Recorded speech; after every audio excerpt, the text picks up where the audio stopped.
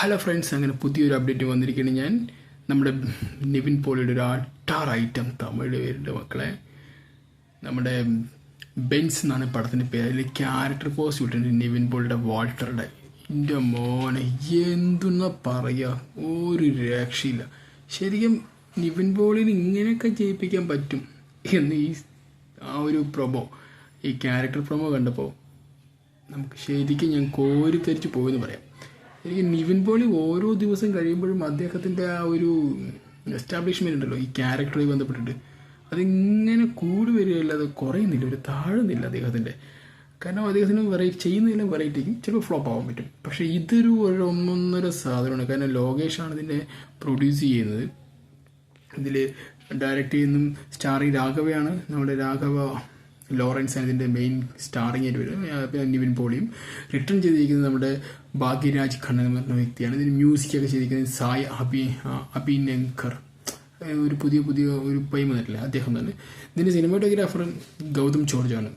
പിന്നെ എഡിറ്റർ ഫിലോമിനി രാജ്. പിന്നെ ഇതിൻ്റെ ആർട്ട് ഡയറക്ടർ ജാക്കിയാണ്.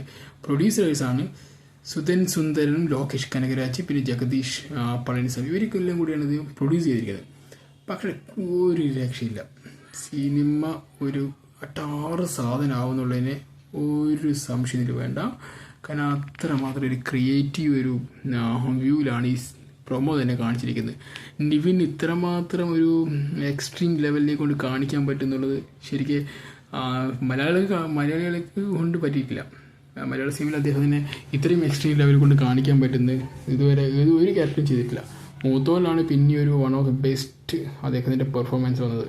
മൂത്തോൽ പറയുമ്പോൾ വേറൊരു തലത്തിലുള്ളതാണ്. കാരണം അതൊരു ഇതുപോലെ വലിയൊരു എന്താ പറയുക മാസ് മസാലയുടെ ലുക്കൊന്നുമല്ല, ഒരു അവാർഡിനായിട്ടുള്ള ഒരു ലുക്ക് ഉണ്ടല്ലോ, അമ്മാതിരി ലുക്ക്. നമ്മുടെ ഗീത മോഹൻദാസാണ് അത് ഡയറക്റ്റ് ചെയ്തത്. അതിൻ്റെ ഒരു ഫ്രഷ്നെസ്സും അതിൻ്റെ ഒരു ക്യാരക്ടറൈസേഷനും എല്ലാം തന്നെ ലോകമെമ്പാടുമുള്ള എല്ലാ സിനിമാ പ്രേമികളും അംഗീകരിച്ചാണ്. അതിന് കുറേ അവാർഡെല്ലാം കിട്ടി, ക്രിറ്റിക്സ് അവാർഡെല്ലാം കിട്ടി, വിദേശത്തും അങ്ങനെയെല്ലാം കുറേ കിട്ടിയിട്ടുണ്ട്. പക്ഷെ ഇതെന്ന് പറയുന്നത് ഒരു എന്താ പറയുക, ഒരു രക്ഷയില്ലാതെ സംഭവമായി പോയി. ഒരുമാതിരിപ്പെട്ട ഒരു ലുക്കും, എന്താ പറയുക, കുറേ അധികം സ്വർണ്ണ ചെയിനും, പിന്നെ കയ്യിലും വായിലും പല്ലിലും എല്ലാം സ്വർണ്ണ ചെയിനൊക്കെ ഇട്ട് അതിൻ്റെ ആ ഒരു ഡയലോഗ് ഡെലിവറിയൊക്കെ കഴിക്കുകയാണെങ്കിലും ആ ക്യാരക്ടർ സെക്ഷൻ ടാറ് തന്നെ. കാരണം ഒരു രക്ഷയില്ല മക്കളെ. ഇതെന്തായാലും പൊളിക്കുന്നില്ല, പൊളിച്ചടുക്കും. ബെൻസ് എന്ന് പറഞ്ഞ മൂവി തൂക്കി അടിക്കുന്നവരല്ലേ, ആ ഒരു അടി തന്നെയായിരിക്കും ലോറൻസും നമ്മുടെ നിവിൻ പോളിയും കൂടി ചേർന്ന്. അമ്മാതിരി സാധനമാണിത്.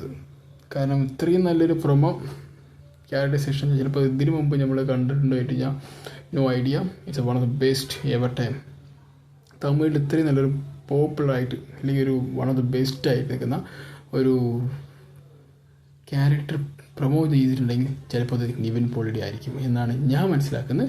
ഇതിനപ്പുറത്ത് വല്ലതും ചെയ്യുകയാണെങ്കിൽ ഇനി വരും ദിവസങ്ങളിലേക്കും ഉണ്ടാവും. കാരണം ഇത് നമ്മുടെ ലോകേഷ് കനകരാജിൻ്റെ പ്രസൻസാണ്. അപ്പോൾ എന്തായാലും സംതിങ് ഈസ് ദ വെറൈറ്റി. അപ്പോൾ എന്തായാലും ഇനി ഇതുമായി ബന്ധപ്പെട്ട് എന്തെങ്കിലും അപ്ഡേറ്റ് ഇനി വരികയാണെങ്കിൽ നിങ്ങൾ ഷെയർ ചെയ്യുന്നവരെ ഓക്കെ, ബൈ, സീ യു.